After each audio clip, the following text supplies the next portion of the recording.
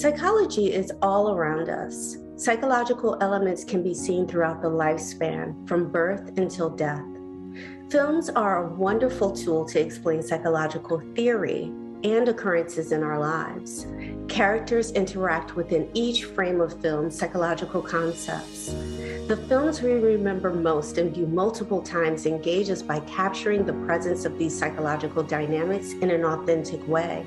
Please join me today, Dr. Catherine Marshall Woods, media psychologist and film consultant, and my guests today, Miss Alexandra Miles and Miss Kendra Williams, and their film, Project Blackbird, on the best psychology in film.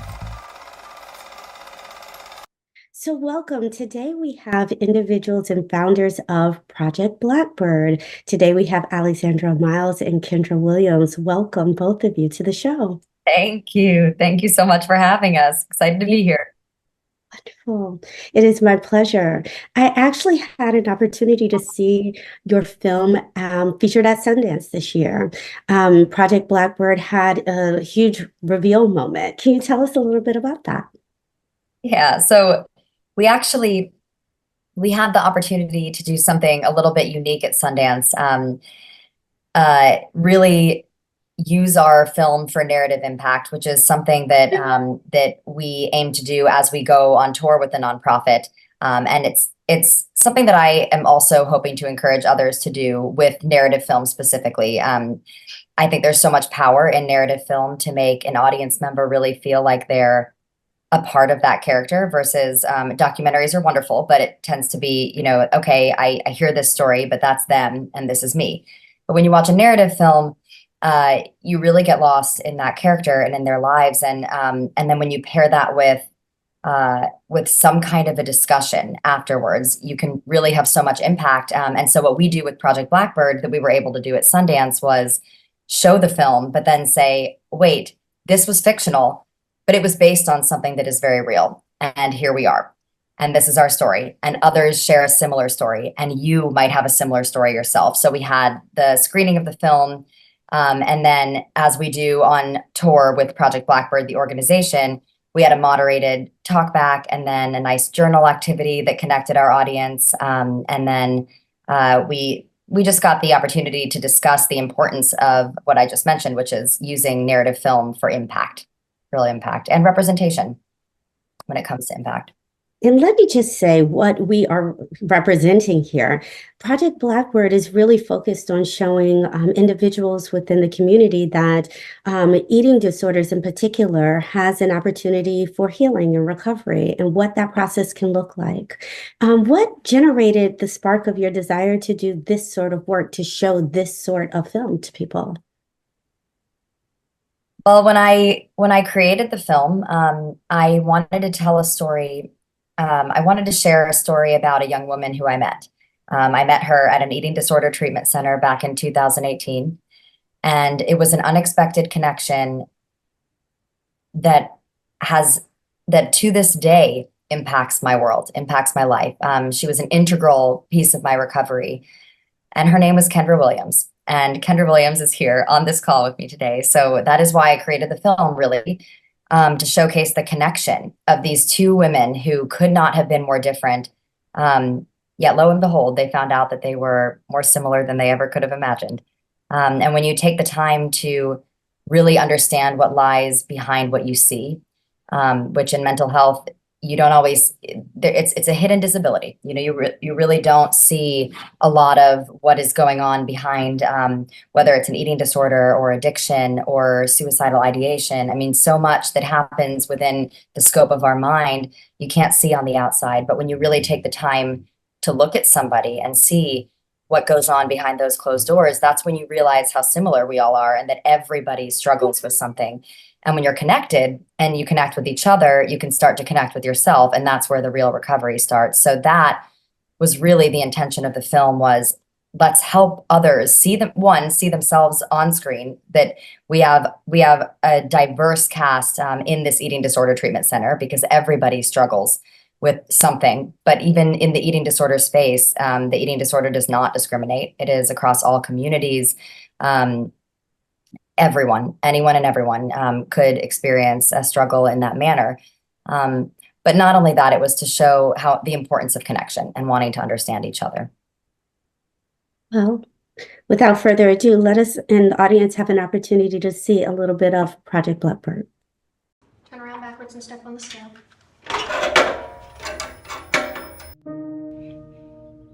My mother used to have this saying. Say it to me every time I come to her upset about something. She'd say, Don't even try. put your problems in a paper bag. Now throw that bag in a pile of other bags. So I close my eyes and imagine this huge mound of paper bags, each filled with someone else's problems. Now say you go grab a paper bag, but you accidentally grab someone else's. Are you all right with taking someone else's problems? What if they're worse?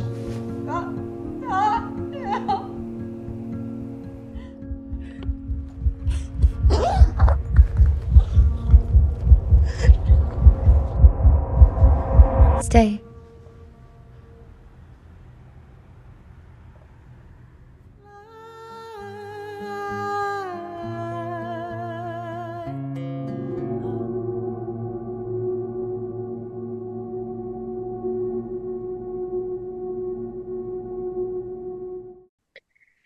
This is an extraordinary clip that we get to see of these two individuals, again, who's in this residential facility, taking part in some level of healing.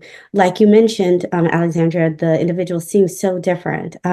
One who is playing a ukulele and is very vocal, and another individual who will not speak and who is very engaged in writing. What was it like recreating a film about part of your journeys?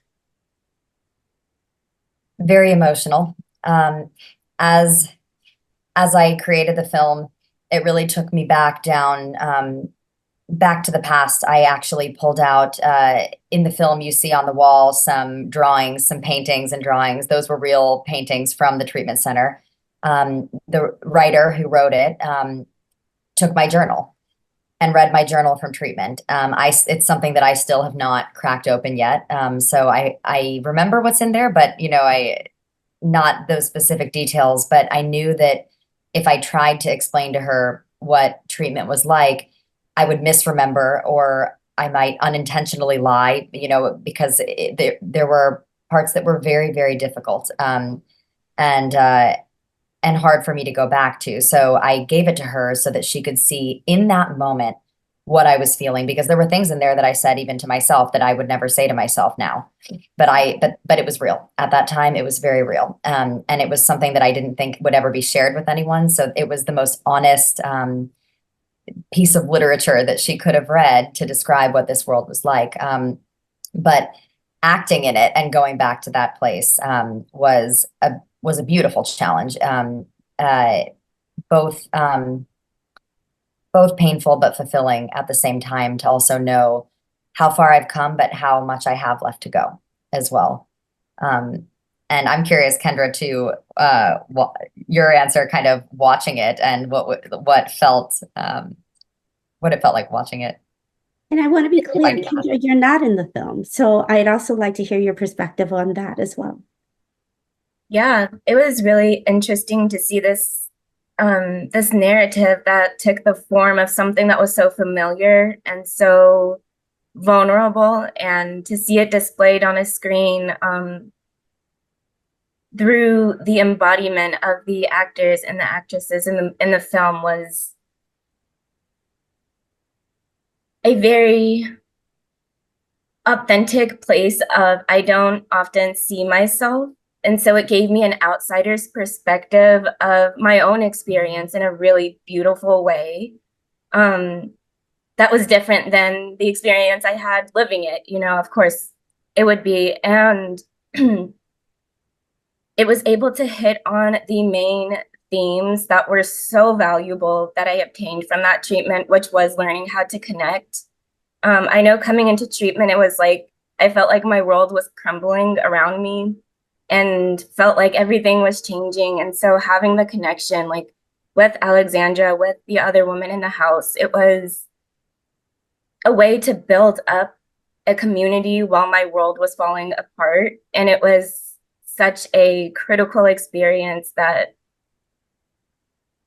many parts of the film were also accurate, like in terms of the relationship that was portrayed between Alexandra and myself. But I speak so often about how glad I am for Alexandra's tenacity and wanting to connect with me and not giving up and forming connection with me, not letting me just shut her down with my own silence, which I had been very used to doing, shutting people down by just not responding.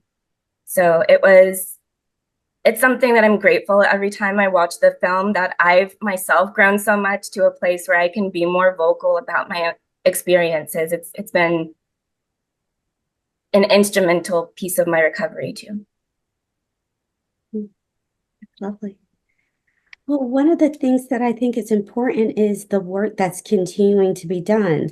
I mean, I had the privilege of being able to see this film at Sundance, and then not more than maybe 4 days later, I go to my university and see that you were actually showing there too, only to learn that you're on a college tour, sharing this film with people. What is the backstory of showing this at college campuses in particular? Well, not the case for all individuals, but I think the college space is where a lot of people start to develop, I think, a lot of different struggles when it comes to mental health. I think you're put in a new environment, you want to belong, you want to fit in, but you're usually ripped away from the village that you know and from the community that you know.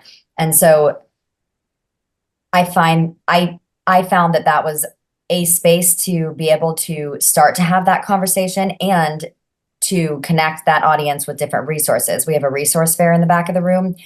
And since you are in this new environment where you might not know what your college campus offers in terms of mental health, to be able to open up that dialogue, make somebody in the audience feel seen and understood, help them realize that they're not alone, that everybody struggles with something, and then to be able to say, oh, and by the way, you are in a place where you have help and you have resources, and let's make it easier for you to access them. And it just felt like a good and seamless and important space to be in, to have actual impact.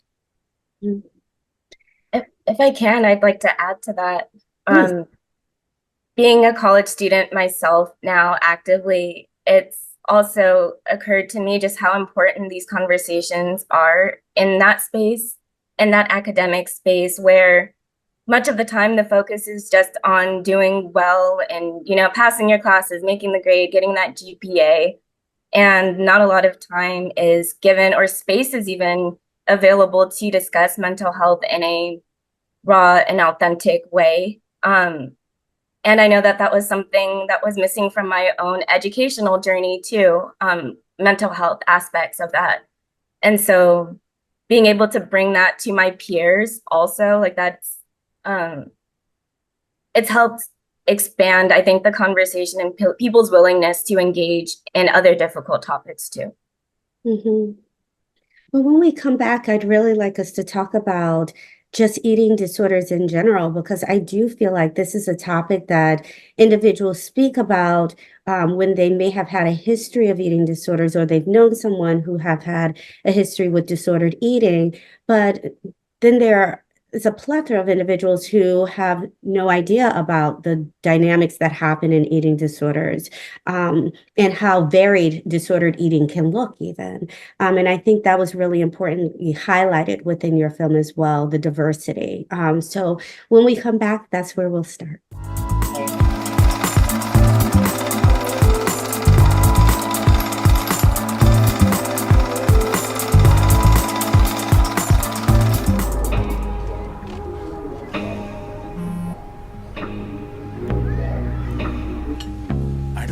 So sad. You've got a roof over your head. Bro, you gotta stop with that depression stuff. That's a white people thing. Escúchame, en esta casa los hombres no lloran.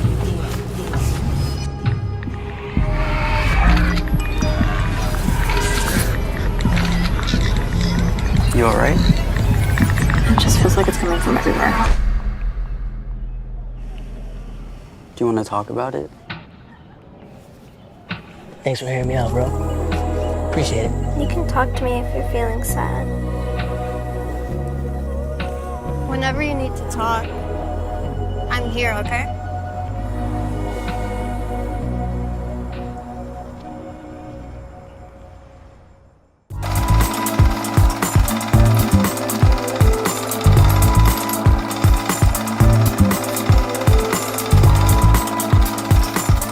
Welcome back, everyone. Today we have founders of Project Blackbird. We have Alexandra Miles as well as Kendra Williams with us today. Thank you again for coming on.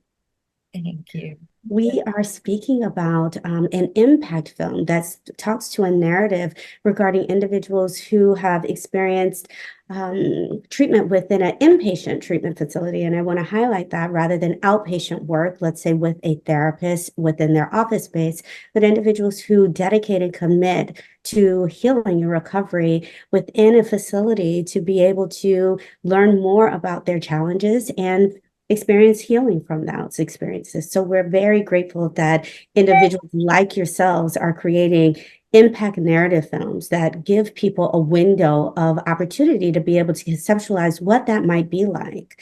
We hear all the time, and I will say even from personal experience working at a mental health hospital, is individuals' fears regarding getting treatment at a residential facility where they are living in this facility with other individuals who also may struggle with similar or dissimilar conditions. And what made you want to actually share with individuals what that's like? I mean, generally when individuals come out of residential treatment, they actually then are transitioned into, let's say, IOP, which is another level of care, PHP, partial hospitalization, and then maybe outpatient work with a therapist. Why talk about the journey of inpatient treatment? I'll speak for myself. When I didn't know what I was getting myself into when I went to treatment. I had no idea what treatment was. I had never heard of treatment. No one in my world, in my community, in my family, in my circle had ever been to treatment. And I was shell-shocked when I first got there. I thought I was going to be there for a week and then I would go home. I, at the time, didn't even really know that I had an eating disorder because I can go into that, but every eating disorder looks very, very different. And it's not the textbook that you read in high school. So I had no idea what I was getting myself into. And when I stepped into this world, my brain went immediately to, I don't belong here because I don't know anybody, I've never known anybody to go to treatment and I'm not, how could I be in treatment? I don't, my community wasn't there, wasn't in those walls. And then as I alluded to or mentioned earlier, I found deep, deep connections there. So I found it important to show this world because I myself had been someone that was placing judgment on that world. And that judgment was not coming from a well-informed place. It was just coming from a place of ignorance, which was not my fault either. But to have the ability now to show somebody what another world is like and step behind these walls. Let's invite you into these walls to see what really lies behind the individuals that are there because they're human, just as you are, just as everyone else is. And I think I think as a filmmaker, as filmmakers, I think it is our responsibility to tell our own stories because how could somebody know someone else's story unless they tell it? I think that's a really important way that you answered. It is not uncommon that once individuals are within residential treatment facilities and they actually begin to engage in the therapeutic work there, that they feel a deep sense of connection, that people actually are more aligned with them than they would think so. And I generally would hear like, I found my people. Because those people were not necessarily out within their community, they actually find now people who can understand what their struggles are in a different way. And so it's a way to actually feel normalized rather than penalized. Kendra, I'm wondering if you wanted to add to that. Yeah, that's really interesting. Because I definitely relate to that experience of not feeling like I belonged in that treatment space. and then feeling such connection to people, it actually created this sense of confusion, because I hadn't had such a deep connection with my community outside of those walls as I did with the individuals inside, and trying to reconcile that in my head, like what are relationships, what is connection, what are all of these things? And I had never thought about them before. I'd never been given a reason to think about them before. I just accepted them as they were. So, and then re-entering the world where there wasn't this awareness of emotion and traumatic experience and growth and healing and all of these things was another period of growth, and something that also just made me more grateful for that treatment experience, the intimacy that was there and available through it, because it was just so new and so unencountered, and for that reason, so necessary. Well, we know, the research indicates that that level of connection and intimacy within healing is really necessary for long-term healing and long-term treatment and long-term health and globally. So to be able to have that within any space, whether it's outside in your community or finding it within inpatient, is so significant and so important, because we know that each person within in a facility, they don't look the same. Even if it's a facility that's all specifically related to eating disorders, each person's condition may look very different from each other. And so I'm wondering, how did you all find these connections with people, again, who may actually experience one type of symptom versus another type of symptom, yet you still can feel this connection? Well, I think you realize in this treatment space, one, you do a whole lot of group processing. So you're together a lot. I think for almost every individual, at some point in time, you are uncovering something about yourself or your past, or your experiences that you're uncovering for the first time with a group of people. And that's very, very intimate, and vulnerable. And I think it's impossible to not I don't know, connect in that space and to not experience something greater. I don't know, Kendra, if you have anything to add to that one, but that really just reminded me of different types of group therapy that were involved in that. Yes, there was a lot of talk therapy, but there was also art therapy, drama therapy, music therapy, all of these different methods and ways of connecting to yourself that helped me connect to the group as well. Mm-hmm. Yes, the multitude of modalities that locations do provide is really important. That, talk therapy isn't going to work for everyone. Granted, I'm biased. I hope it does work for everyone, but we know that it doesn't work for everyone. Music therapy, art therapy, and having, again, the diversity in services also sound very important. Eating disorders in general. Again, what I mentioned before the break is that not everyone has a clear understanding of what eating disorders are, and that individuals look very different who have disordered eating. And the two of you highlighted this within the film as well, I believe. There's actually a scene which I believe the audience was able to see, is that individuals are getting weighed and blood work is being done, and just like the logistics of being in a hospital setting, but also the actual actors did look different, where you would say, how would we even know this person had an eating disorder? I'm wondering, how did you all feel being in an environment, again, that you do see different people, and you're actually now sharing that with audiences as you show the film, is that you may not know if someone, let's say your roommate in college or your friend at home, has an eating disorder, how to be of assistance. Kendra, do you want to? I can.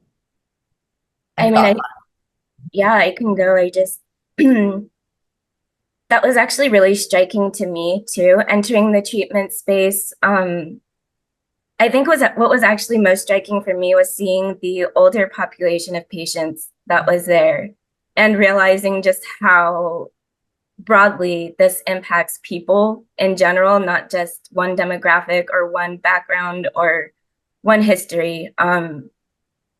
it really gave me the compassion to consider myself as part of that, and that was the first step to seeing how recovery could benefit me and seeing that I deserved it and that I was worthy of it and needed it. To see that it wasn't just one group of people, that in the multitude of people that it could be, that I was one of them. I think this might be kind of, this is a whole other topic I think that we could go into, but the world of treatment, the world in general is such a constant comparison. We're constantly comparing ourselves to others.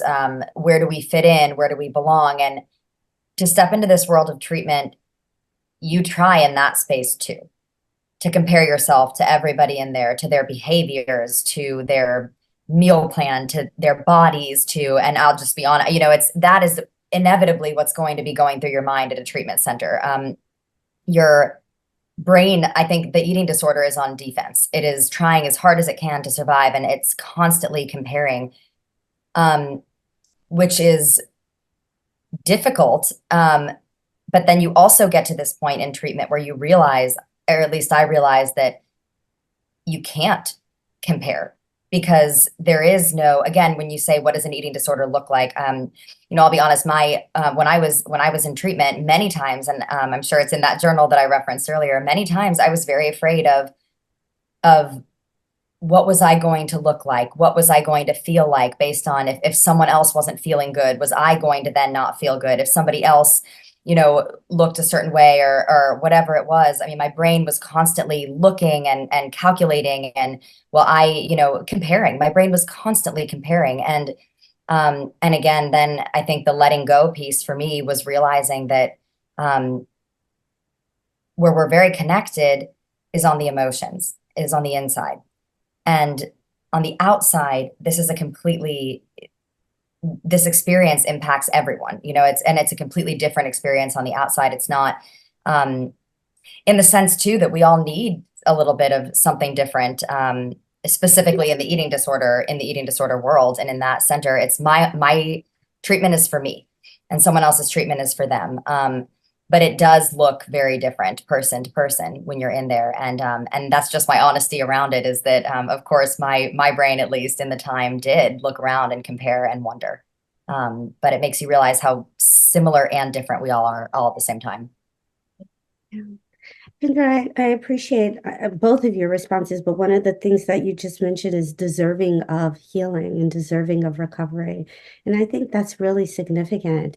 I think that's a place where, regardless to where individuals are within their healing, whether it's in outpatient work or IOP, PHP, or residential, is that there is a question regarding what one deserves. And that is hopefully something that, with your work and my own, is that we're showing individuals that we are all deserving of a healthy life and healthy living, one that is happy and abundant. So I thank you for noting that. There's, even though I know we're a bit over time, but I'm going to push it anyway, is that there's one thing that I noted that was said at Sundance, and Alexandra, you noted this on the mic, but also attributed Kendra for the one saying it, is that with eating disorders, one is both the prisoner and the captor. And I find that to be a really important statement. When I met with you all first, I said, have you read Judith Herman, which is a theorist who talks about trauma, and she talks about different roles people take within situations, being a bystander, a perpetrator, or a victim. And I just think this is such a good point to bring into eating disorders, that one is the captor as well as the prisoner. And I ask the both of you, what breaks the cycle? Well, shameless plug here. We're right now packaging the feature version of the film that we take on tour. And the reason that I mention it is because that feature is called Ed. And it's the voice inside your head that is the real monster, the prisoner and the prison guard. We do this to ourselves, and that's what makes it so painful. Because when you finally start to love yourself, then you realize that you're the only thing stopping yourself from recovery. That's it. But yet we're so powerful and terrifying. And in the film, we have a moment where some of the members of the treatment center that are in treatment, they're speaking to Ed. ED, Ed. We personify Ed, the eating disorder, and they're speaking to Ed in a chair. And one young woman says in so many words to Ed, thank you so much for trying to be there for me. Thank you for trying to protect me. But now I can finally protect myself. And now I finally trust myself. So thank you. And I bid you adieu. And I think it's this moment, I think it's acceptance. I think it's not trying to fight anymore that it happened, not trying to fight if it is there, but acceptance and trust, and learning to just trust yourself, and so that's anyways, that's my answer. I think, yeah, compassion. Mm-hmm. Compassion was the way around my prison guard self. Compassion was the way out of that cell that I keep myself in. Compassion said, yes, that it's scary beyond these walls. It's scary in life. You might get hurt, but compassion says that I'm going to be okay, and that I don't need this cell to survive, and that this cell, my mind, in the isolation of that place, while I'm trying so hard to protect myself and keep myself secure, at the same time can do so much damage to myself in that space. And so in terms of making amends to myself and treating myself better, it's saying, like, thank you, prison guard, similar to what Alexandra said. Thank you for being there. Thank you for everything that you've tried to do for me and have done for me. And now I'm going to take that and move forward. So, and compassion is challenging, not to say that it's an easy thing. Compassion often comes with discomfort, and the pain that I was living with in that cell was actually comfort in a twisted way. So it's like relearning all of these things to how to live. And with relearning comes mistakes, it comes successes, it comes like all of the things. But yeah, all that feeds into that idea of I'm worth experiencing all of this. Thank you. Thank you to you both. And thank you for the work that you both are doing. This is extraordinarily important for various communities. And of course, you're focusing currently on college campuses, but for all individuals within communities, how we recognize, how we support, and hopefully how we get to a place of healing globally. So thank you. Thank you so much. It was my pleasure. If you have an opportunity to see Project Blackbird's work, please do so. It is certainly having a lot of buzz, so hopefully you'll have an opportunity to see it within various settings within your communities. And we will look forward to the feature ed as well.